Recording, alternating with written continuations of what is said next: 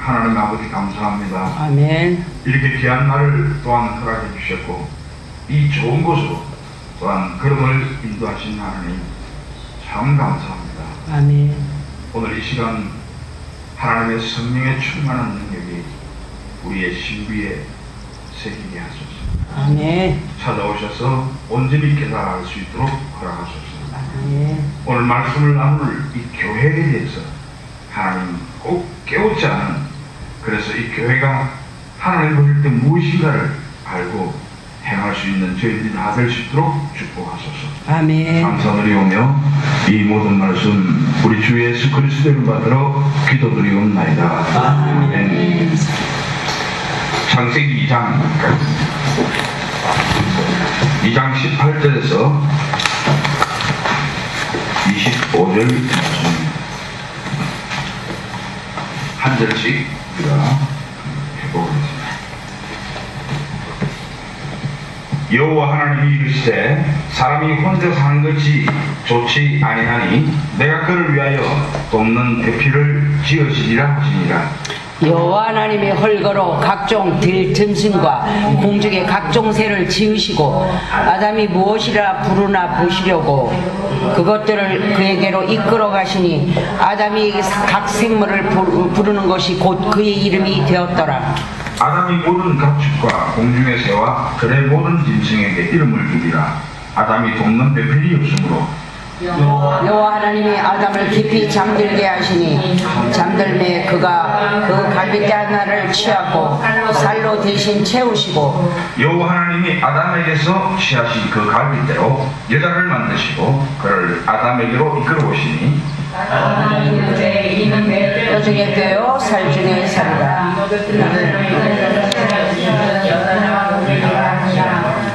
이러므로 남자가 부모를 떠나 그의 아내와 합하여 둘이 한 몸을 이룰지로다. 벗었으나 부끄러워하냐.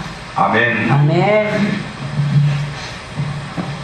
우리가 창세기 2장을 공부할 때 문자로 이해가 되지 않는다, 그것을 분명히 알았을 것입니다. 문자로는 창세기 2장을 이해할 수가 없습니다. 그래서 창세기 2장 안에 그 내적인 의미를 우리가 공부했죠. 그러니까 안식의 의미가 무엇인가? 우리가 그냥 안식이 아니었고 생명이었습니다. 하나님은 사람의 생명을 지으시고 안식했다. 그러니까 안식이라는 말 안에는 무엇이 있습니까? 생명이지. 우리가 우리의 형상을 따라 사람을 만들고 했던 그 생명이 있다는 것입니다. 또 흙으로 만드신 이유가 뭡니까? 심으면 난다니까.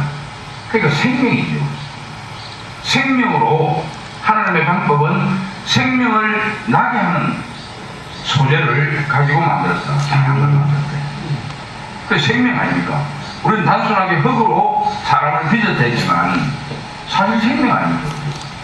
알고 보니까 하나님께서 우리에게 생기를 넣었다. 이것 또한 우리가 무엇입니까? 하나님의 생명이 우리 안에 들어왔다는 것입니다. 필요하다는 것입니다. 그리고 또한 그 모양의 이유는 우리가 그 생명을 담는 모양으로 만들어졌다. 우리의 사람의 모양을 이야기하죠. 생명의 모양. 그러니까 생명에 대한 이야기를 지속적으로 하고 있습니다. 동방의 에덴 동산에 두었다는 의미는 생명이 자라나는 것을 이야기하고 있습니다. 어떤 생명? 하나님의 영광이 함께하는 생명. 아멘.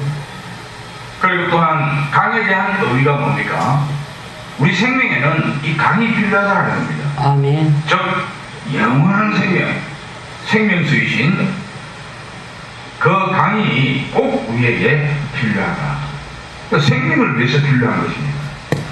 그리고 그 강 안에 담겨 있는 금이나 진주나 보석, 이 삼위 하나님의 성분, 이것이 우리가 생명은 이 삼위 하나님의 성분이 우리에게 더해지는 것이구나. 아멘. 이것이 우리가 보다 더 나은 생명을 나타내게 하구나.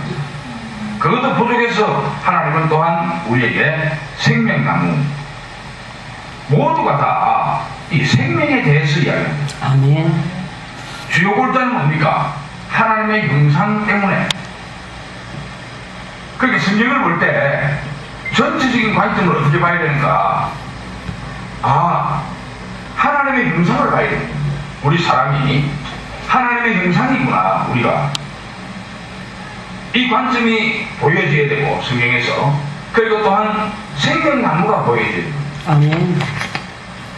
그러니까 하나님의 형상을 만들어가기 위해서 하나님은 생명나무를 우리에게 두었고, 그 생명나무를 먹는 것이 우리가 하나님의 형상으로 계속적으로 하나님의 형상이 될 수 있다고 이야기합니다. 하나님을 표현하고 하나님의 그 거리로 대표할 수 있는 방법이 생명나무인 것을 가르치고 있습니다. 아멘. 이 두 가지 내용이 성경 전체에 이야기하고 있는 내용입니다. 아멘. 그러니까 어떤 성경 구절을 보더라도 하나님의 형상 그리고 생명나무가 빠져야 됩니다. 아멘. 오늘 18절에서 25절도 문자대로만 이해하면 이 사실상 별로 의미가 없습니다. 그죠? 그러니까 인간적인 어떤 결혼에 대한 이야기를 하고 있지만 사실은 그 속에 하나님의 뜻이 담겨 있다는 오묘한 뜻이 이 안에 담겨 있습니다.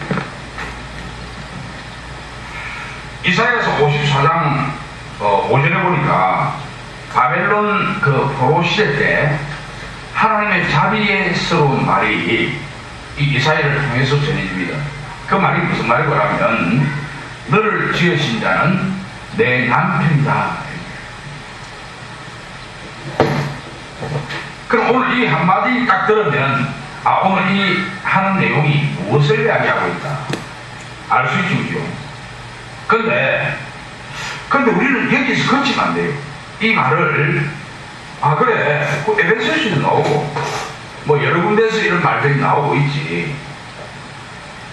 하나님은 우리의 남편이라는 이 사실이 복음서에서도 나오고 요한계시록에서도 나오고 그 나오고 있다. 여기에서 그치면 안 된다는 겁니다. 왜냐하면 오늘 이 말은요 교회에 대해서 이야기하고 있어요. 교회. 그 교회가 어떤 곳인가를 알아야 됩니다. 이 말 안에. 자, 이 창세기 23장은요 사라가 죽는 내용이 담겼습니다. 그런데 창세기 12장부터 25장까지 아브라함이 나오는데 그 몇 장 되는 그 몇 장이 아브라함의 70년의 역사입니다. 그런데 23장 전체를 사라가 죽었던 그 무덤에 대한 이야기를 하고 있거든. 이게 무슨 말입니까? 굉장히 중요한 의미를 갖고 있죠. 그런데 그건 역시 아브라함이 간증하고 있는 것이거든.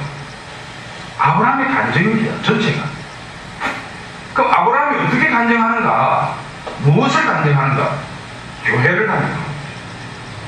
자세히 읽어보면요 아브라함이 그 간증하는 간증이 교회를 이야기합니다. 그 우리가 알고 있는 교회와 하나님께서 원하시는 교회가 엄청나게 틀린다. 내가 늘 우리 교회 사람들에게 이야기하는 내용이 있습니다. 우리가 무엇을 알고 믿는가? 기도원에 사람이 안 오는 이유가 무엇을 알았기에 기도원에 사람이 안 올까? 틀림없이 기도원에서 가르쳤던 것들이 있다 이 말이에요. 그죠? 근데 만약에 바울이 가르쳤던 그 알을 기도원에서도 똑같이 가르쳤다면 기도원에 사람이 일이 없을 수가 없습니다. 다른 것을 가르칩니다. 그러니까 기도원에 사람이 안 옵니다. 왜? 믿음이 깨지거든. 내가 믿는 믿음이 기도원에 와보니까 아니다 이 말이에요. 그러니까 안 오는 겁니다. 다른 이야기 할 거 하나도 없어요. 만약에 기도원에서 바울이 가르쳤던 것을 알게 됐다. 그럼 기도원에 지금도 사람이 가득 차 있어요. 그런데 기도원에 와서 다른 어떤 믿음이 다른 아는 것을 가르치기 때문에 그것이 믿음이 돼갖고 그것이 안 이루어지니까 안 오는 겁니다. 처음에 나도 몰랐습니다. 내가 중국에서 신앙생활 할 때 처음으로 신앙생활 했으니까 전혀 모르고 내가 설교를 막 들었죠. 근데 설교를 듣다 보니까 나도 모르게 어떤 것이 내 안에 자리 잡았냐면 이상한 게 자리 잡았다고.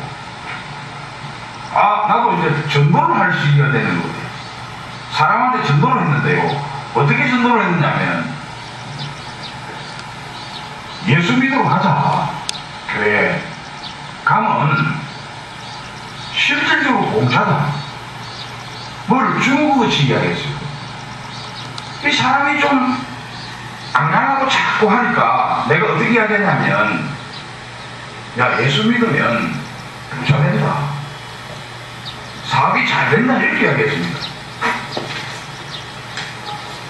나는 애써서 예수님을 믿게 하기 위해서 사람을 전도한다라고 했는데 알고 보니까요, 그 사람이 만약에 사업이 성공이 안 되면 교회 안 나올 거 아닙니까?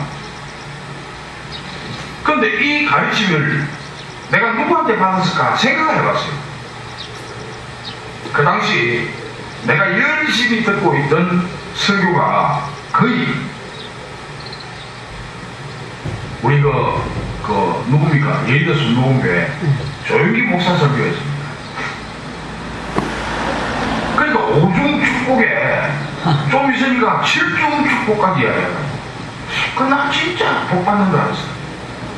나는 그 복이 세상에도 틀림없이 하나님께서는 우리를 엄청 사랑하시기 때문에 이 세상에도 큰 복을 주겠다 라고 생각했는데요, 아브라함의 간증을 보면요, 아브라함은 자기가 나그네라고 해요. 아브라함의 간증은 뭐냐면 교회가 이런 것이다 라고 이야기하면서, 아니 이 교회에 오니까 아브라함이 하나님을 만나보니까 내 사랑하는 조카, 그 조카를 하나님 못 만나게 하더라. 그리고 내가 참으로 좋아했던 나의 종 에베네셀을 하나님은 거절하시더라.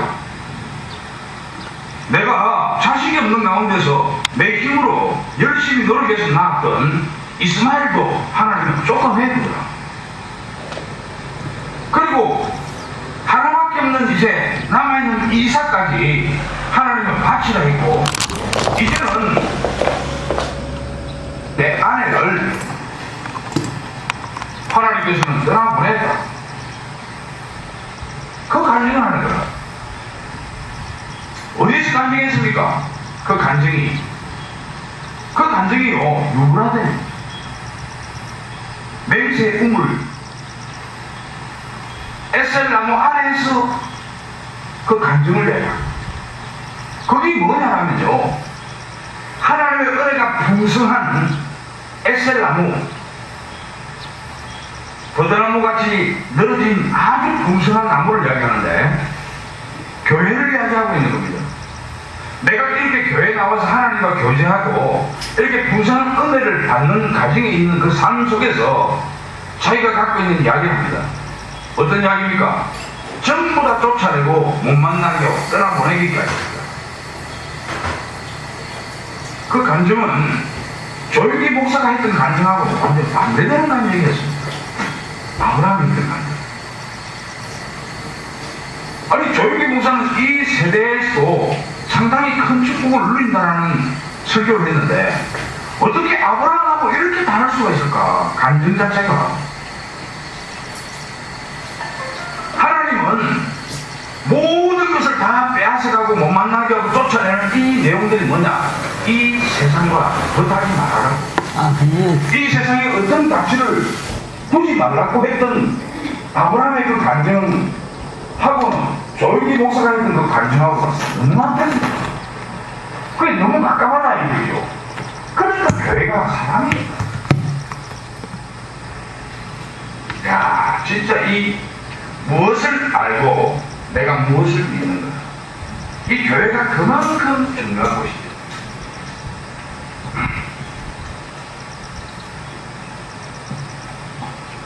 오늘 이사야가 했던 그 말씀 안에는 하나님께서 이렇게 이야기합니다.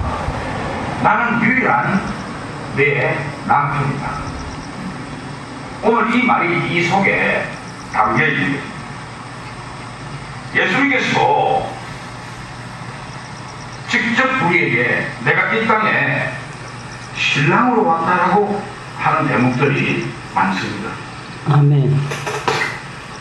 세례를 받을 때 세례 요한의 그 제자들이 묻는 물음에서도 역시 신부를 취하러 온 신랑이다 이렇게 이야기합니다. 그리고 세례 요한의 제자들이 왜 당신의 제자들은 금식하지 않습니까? 라고 했을 때도 똑같이 이야기합니다. 신랑이 있을 때 무슨 금식을 합니까? 근데 이 말이 무슨 말이냐면요, 지금 우리가 신랑하고 같이 있다는 거거든요. 아멘. 교회를 이야기하고 있는 거예요. 교회는 우리가 계속적으로 어떤 물론 이 소극적인 교회는 영 안에서의 삶 이렇게 이야기합니다. 아멘. 그런데 적극적인 이 교회는 단체 안에서의 삶.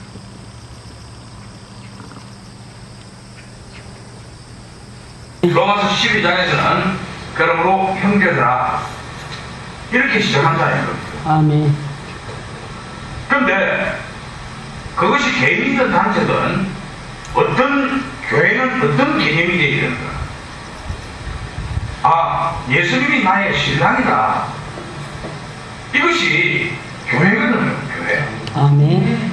다른 것이 교회가 아니고, 아, 예수님이 내 신랑이다 라는 이것이 우리 삶 속에 있는 것이 교회, 이렇게 이야기합니다. 이것을 깨달은 바울이 고린도후서 11장 2절에서 이야기합니다. 어떻게 이야기하느냐면, 내가 너희를 정결한 처녀로 한 남편인 그리스도께 드리려고 중매하려 합니다. 정확한 표현이죠. 바울이 이처럼 정확하게 깨닫습니다.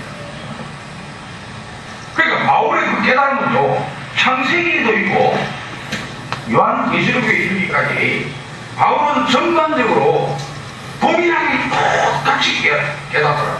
말씀이.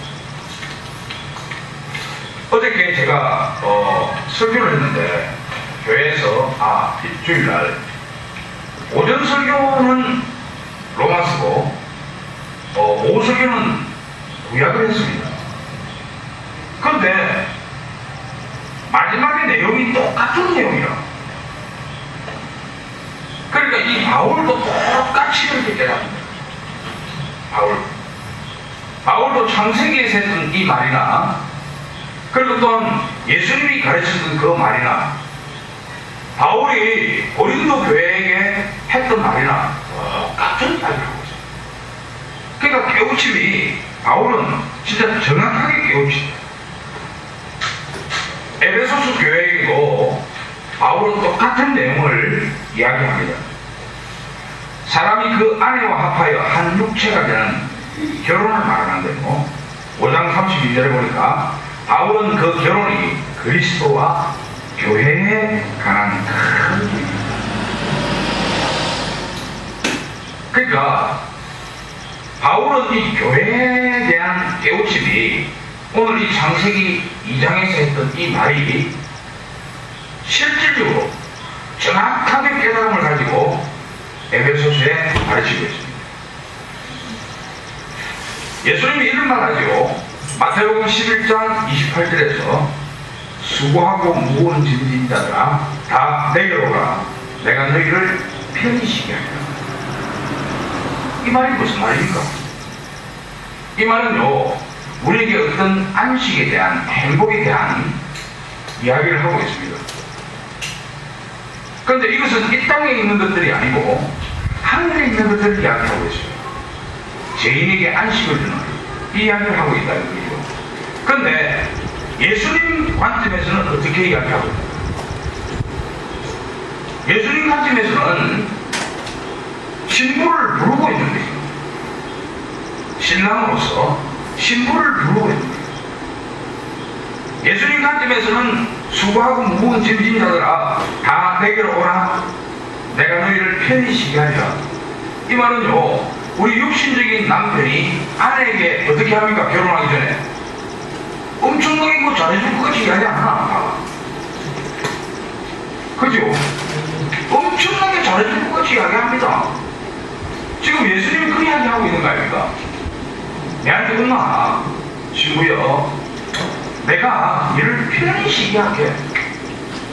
그러니까 예수님 관점에서는 신부를 부르고 있는 거죠.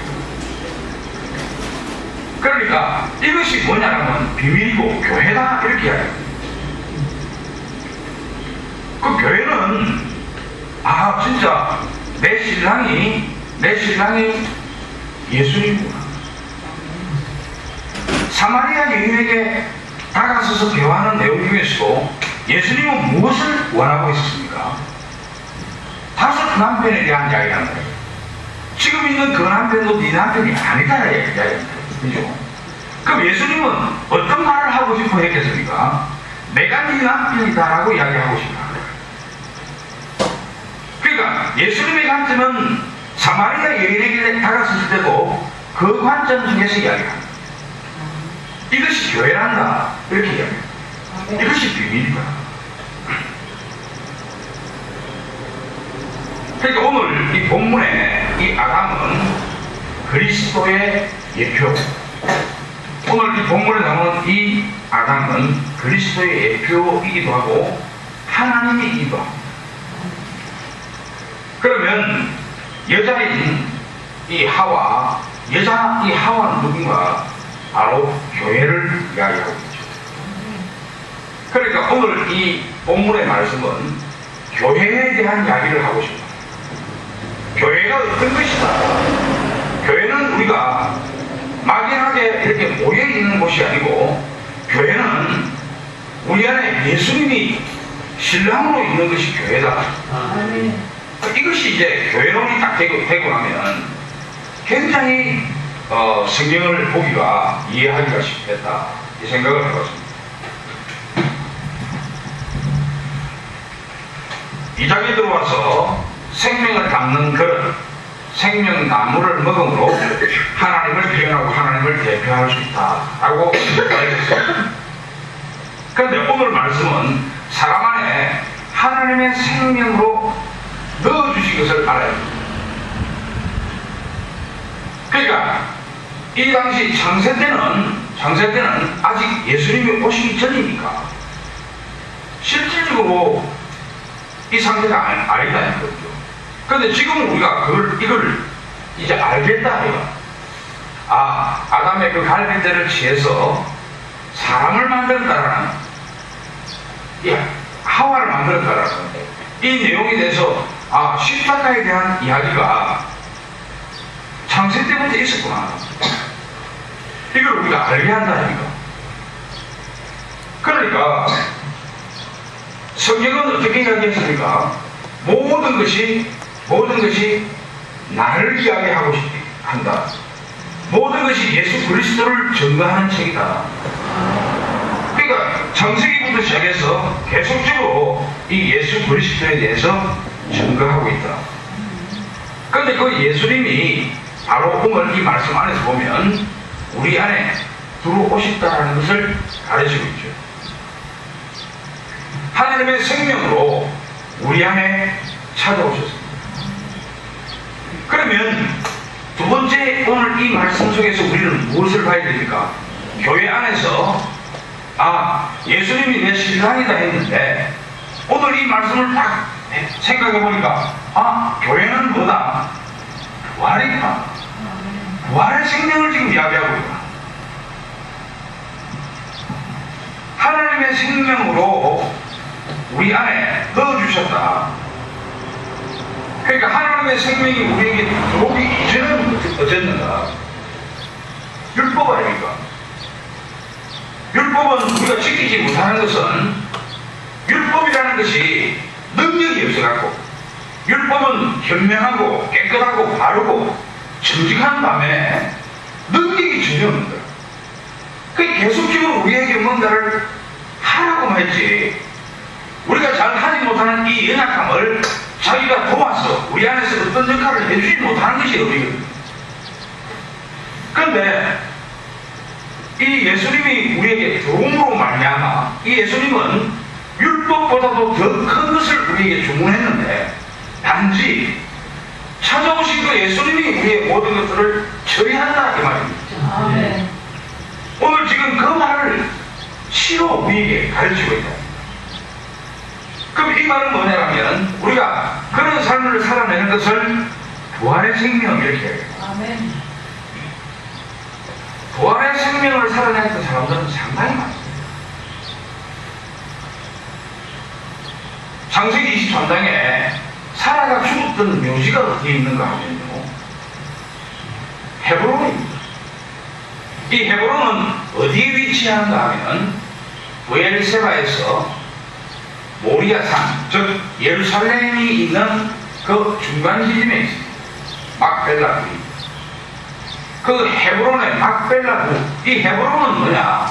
창세기 12장에 아브라함이 처음으로 가나안 땅에 입성하였을 때 어디에 있었느냐? 바로 이 헤브론에 있었습니다.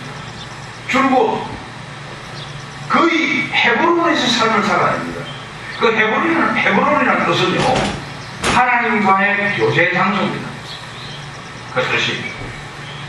그런데 더 강한 말을 쓴 것이 뭐냐? 모래 상수리 나무 아래.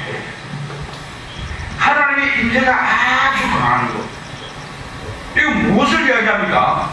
지금 왜 그러면 이 사라의 묘를 헤브론으로 정했을까? 하나님의 임재가 강한 것, 부활을 얘기하고 있는 거 아닙니까? 거기다가 막벨라 굴은요, 예루살렘을 바라보고 있습니다. 막벨라 굴의 그 입구가 예루살렘을 딱 바라보고 있습니다. 히브리서 11장 10절이나 17절인가 보면요, 아브라함이 더 나은 본향에 대한 게 아니라 막벨라 굴에서 사라만 묻힌 것이 아니고 아브라함, 사라, 이삭, 리브가, 야곱, 레아까지 넣어서 묻힙니다. 이 말은 뭐냐? 예수님이 이런 말 하지요. 부활이 없다는 사도계획이 왔을 때 예수님이 이야기한다니까 아브라함의 하나님, 이삭의 하나님, 야곱의 하나님은 죽은 자의 하나님이 아니고 산 자의 하나님이다라고 이야기합니다. 지금 아브라함의 그 감정은 뭡니까? 내 안에 이 사라를 막벨라 굴, 즉 예루살렘 성전을 향해서 바라보게 했고, 또한 헤브론, 하나님과 교제가 있는 장소에 묵게끔 했던 이유는 다니엘이 오실 메시아를 바라보며 늘 기도했던, 부활의 삶을 생각하며 기도했던, 부활의 생명을 기대하는 그 삶을 가르치고 있는 거 아닙니까? 그러니까 한 사람 안에 하나님의 생명을 넣어 주신 것을 알게 했으니까 오늘 말씀이, 이 말은 뭐냐? 창세 때부터 우리에게 가르치는 것이 뭐냐? 교회는 내 남편이 예수님이다라고 생각하는 사람들이 교회다. 아멘. 그리고 또한 부활의 생명을 기대하며 살아가는 것이 교회다. 아멘. 이것을 깨우친 사람들은요, 성경 전체 모든 선지자, 모든 사람들이 다 이래 살았습니다. 아멘. 아브라함만 저렇게 사는 것이 아니고, 아브라함은요, 예수님 오시기 2000년 전입니다. 너무나 먼 거리에 있는 상태 속에서도 이 아브라함은요, 무엇을 깨달았는가? 부활의 생명, 오실 메시아를 깨달았습니다. 아멘. 다윗도 똑같이 깨닫는다 아닙니까? 다윗이 어떻게 깨닫습니까? 아니, 사도행전 2장에 보니까 다윗이 깨닫는 게 있어요. 그 깨달음을 통해서 사도들이 어떻게 이야기합니까? 1장 22절에 우리가 하나 없는 이 사도를 뽑기 위해서 뽑을 때 누구를 선택합니까? 부활의 생명을 살아내는 자를 선택한다니까. 아멘. 22절에 딱 나온다니까요. 그러니까 성경은 뭐냐면, 교회는 예수 그리스도가 내 신랑인 것을 아는 것과 부활의 생명을 기대하는 것. 지금 우리 삶은 예수님이 오셨으니까 이제 부활의 삶을 살아내는 사람을 이야기하고, 아멘. 제가 처음에 중국에서 신앙생활 할 때 이 기도에 대한 가르침을 하나님께 주시더라고요. 그래서 처음에는 목사님의 그 설교를 듣고 기도하기 시작했습니다. 그런데 목사님의 설교를 120회까지 들으면서 기도를 했거든요. 그러니까 전체가 다 목사님들이 그 중에 중요한 내용들은 다 하나님의 말씀으로 이야기하거든요. 그러니까 120회 설교를 하니까 그건 한 3시간 이상 이 기도가 되더라고요. 그 하나님 말씀이 자동적으로 내한테 안에 상당히 많이 이렇게 탁 와 있게 되는 거예요. 나도 모르게. 그리고 나서 가만히 있는데 하나님께서 기도 중에 나에게 문제를 딱 제기하더라고요. 그 문제가 뭐냐 하니까, 기도를 하는데 모세는 어떻게 기도했는가를 내 안에서 묻는 거라. 그래서 모세를 찾았습니다. 쭉 해서 야고보까지 했는데요. 근데 그 당시 내가 중국의 동산교회에 그 교회 나가서 생활하는데, 그 당시 어떡하면 이 다니엘 21일간 기도회가 있더라고. 근데 신기하게 다니엘의 그 기도에 대한 이 내용을 주는 게 내 안에 있어요. 근데 내가 물어봤습니다. 이 다니엘의 기도가 뜻이 뭡니까? 라고 물었어요. 근데 내가 깨달은 거하고는 틀린 이야기를 하더라고. 왜 틀린 이야기냐? 다니엘이 열심히 기도했는데 21일 만에 그것이 응답이 왔다라는 이 이야기를 하면서 21일 동안 기도를 한대요. 이건 뭔가 좀 틀린 거야. 하나님께서는 그 응답에 대한 것보다는 하나님의 그 갈망은 오실 메시아예요. 아멘. 예루살렘 성의 회복이거든요.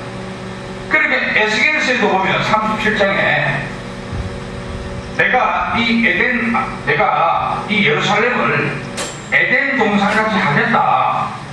그러나 너희가 기도하여야만 될 것이 됐다. 그런 차원에서 기도를 해야 되는데, 아니 이상하게 응답에 대한 이야기를 기도하더라고. 그러고 내가 또 생각을 했습니다. 기도하면서 계속적으로 하나님께 물었죠. 예수님이 오셨는데 그럼 어떻게 그 다니엘 기도를 해야 됩니까? 라고 물었어요. 그러니까 예수님께서 내 안에서 가르치시더라고요. 어떻게 가르치는가? 예수님께서 내가 올 때까지 너희는 어떻게 하나 했던 그 대목이 있지 않습니까? 이것이 다니엘 기도다. 이렇게 이야기해요. 그래서 저는 그것을 가지고 붙들고 마태복음 25장, 28장, 요한복음 13장을 붙들고 기도하기 시작했어요. 계속적으로 다니엘 기도만 나오면 이것이 다 하고 딱 붙들고 기도를 하기 시작했죠.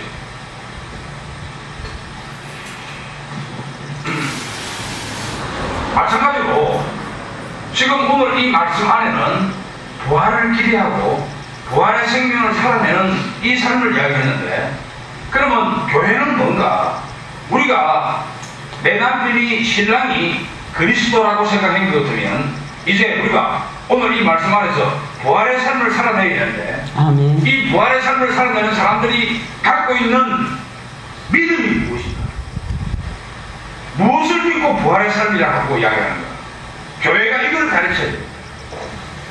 이걸 교회가 알아야 된다. 우리 한 사람 한 사람들이 이것이 우리 안에 들어와야 된다. 그래서 크게 생각해보니까, 아, 그렇지.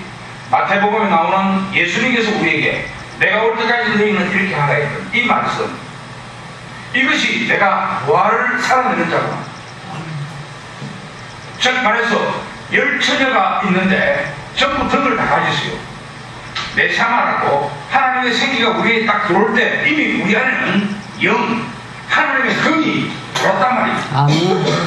전부 다 들어왔는데 가장 필요한 것이, 부활의 삶을 살아내기 위한 가장 중요한 것이, 내가 올 때까지 너희는 이렇게 하라 했던 첫 번째 일이 기름 있는 자가 되어야 됩니다. 아멘. 그러니까 우리에게는 성령이 충만한 삶을 살아라 이 말이에요. 아멘. 그 삶을 살 때 우리가 갖고 있는 능력도 알게 되고, 우리가 갖고 있는 하나님의 일을 하게끔 주신 은사도 알게 됩니다. 이것이 뭐냐? 달란트로 비유해 줍니다. 아멘. 그 달란트를 내가 알고 깨닫고 그것을 내가 크게 사용했던 사람들, 이 사람들의 표시가 뭐냐면 하니까, 배고픈 자에게 밥을 주는 사람이었어요. 목마른 자에게 마실 것을 주는 사람이었고, 헐벗은 자에게 옷을 입히고, 나그네된 자를 영접하고, 아픈 자를 위로하고, 감옥에 있는 자에게 방문하는 그 작은 자리야. 것이 표시라.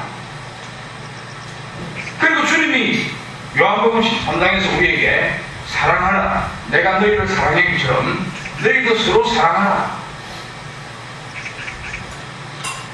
그리고 또한 예수님께서 모든 족속으로 제자 삼고 아버지 이름과 아들 이름과 성령의 이름으로 세례를 주고 내가 분부한 모든 것을 가르쳐 지키게 하라. 내가 세상 끝날까지 너희와 함께하라. 이것이 뭐냐 하니까, 부활의 삶을 살아내는 자라. 아멘. 이것이 뭐냐? 내가 그렇게 해야만이 교회라. 아멘. 내가 그렇게 해야만이 교회. 배고픈 사람이 있는데도 불구하고 그냥 지나치면 그거는 교회가, 자기 스스로 교회가 아니라고 생각해요. 그 우리는 보통 교회를 다르게 해석하고 있거든요. 이것은 교회는요, 어렵고 힘든 자들이 있을 때 그 자들을 보고 지나가면 그것은 교회가 아닙니다. 오직에 쓰면 이 요한일서에 보면 어떻게 이야기합니까?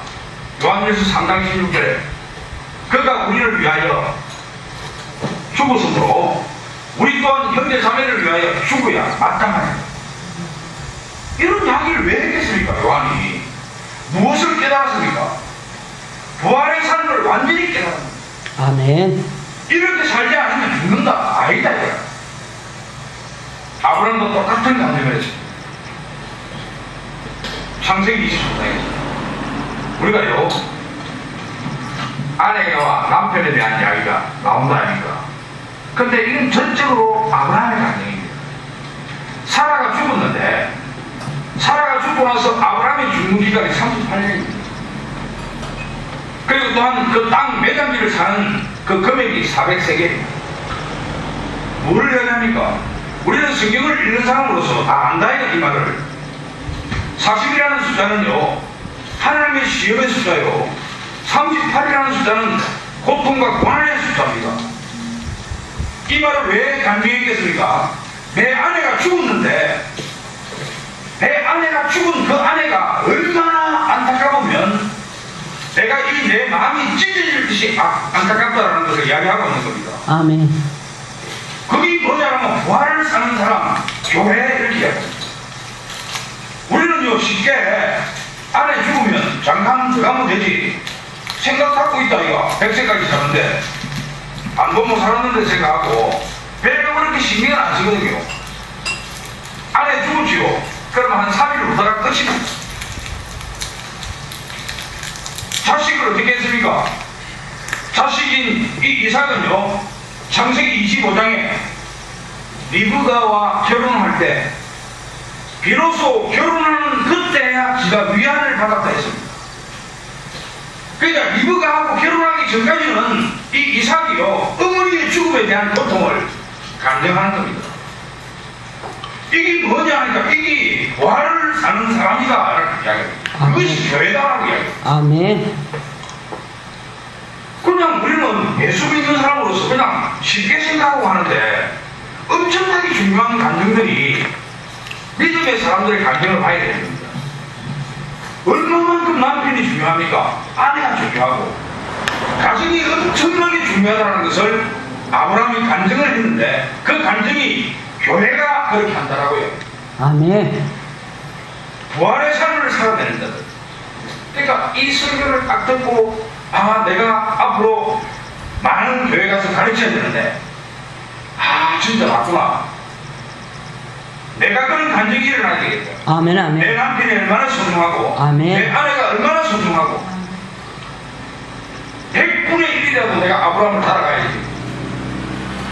3일 만에 눈물을 그칠 거 내가 한 잔 물어줘야 되겠다. 있습니까? 근데 진짜 우리 엄마가요, 엄마가 돌아가신 지가 18년. 근데 내가 이 이삭하고 좀 비슷한 데가 있더라고. 이야, 내가 우리 엄마한테 엄청 못되게. 근데 그 엄마가 얼마나 보고 싶은지요. 진짜. 누가 어머니에 대한 이야기를 한다든지, 누가 엄마라고 부른다든지 이러면요. 내가 순간적으로 눈물이 쫙 그렇지. 조금은 이 이삭이 이런 마음이 느꼈구나. 이것이 간증이 되어야 되겠다. 아멘. 이것이 부활을 살아내는 자의 삶입니다. 아멘. 이것을 교회 이렇게 교회가 다른 것이 교회가 아니고 대신랑은 예수님이고 부활을 살아내는 삶. 그런데 부활을 살아내는 삶을 딱 보니까 배고픈 자를 보고 그냥 지나가면 안 되는 거야. 목마른 자를 보고 그냥 지나가서도 안 되고 헐벗은 자를 보고 그냥 지나가서도 안 되고 아픈 자를 그냥 지나가서도 안 되고 나그네 된 자를 그냥 지나가서도 안 되고 감옥에 있는 자에게도 그냥 지나가서도 안 되겠다. 교도소 면회 가는 사람들 보면요, 어떤 사람들은 재수없다고 안 가는 사람 전입니다. 그런데 성경은 그렇게 얘기하는 것이 아니고 감옥에 있는 사람에게 면회를 하라는 겁니다. 물론 영적인 의미는 또한 있겠죠.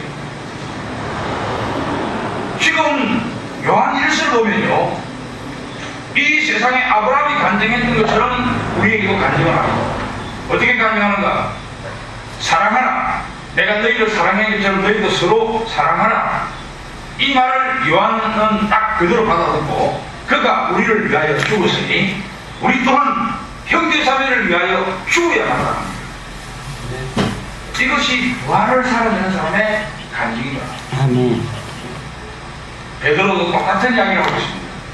베드로후서 4장 11절에 보면요, 어떻게 이야기하는가? 항상 깨어서 근신하며 기도하고 피차 서로 사랑하며 나그네를 영접하고. 오늘 피차 서로 사랑했던 이야기, 우리 오전에 윤혜영 목사님이 이야기했지요. 먼저 하는 겁니다. 피차라는 것은. 그러니까 피차 서로 사랑하고 나그네를 영접하고 주신 능력으로 천기기 사명을 감당하고 하나님께 주신 말씀으로 말을 하고 하나님께서 공급하는 그 힘으로 봉사하며 아멘. 늘 그리스도 안에서 감사하라. 아멘. 이것이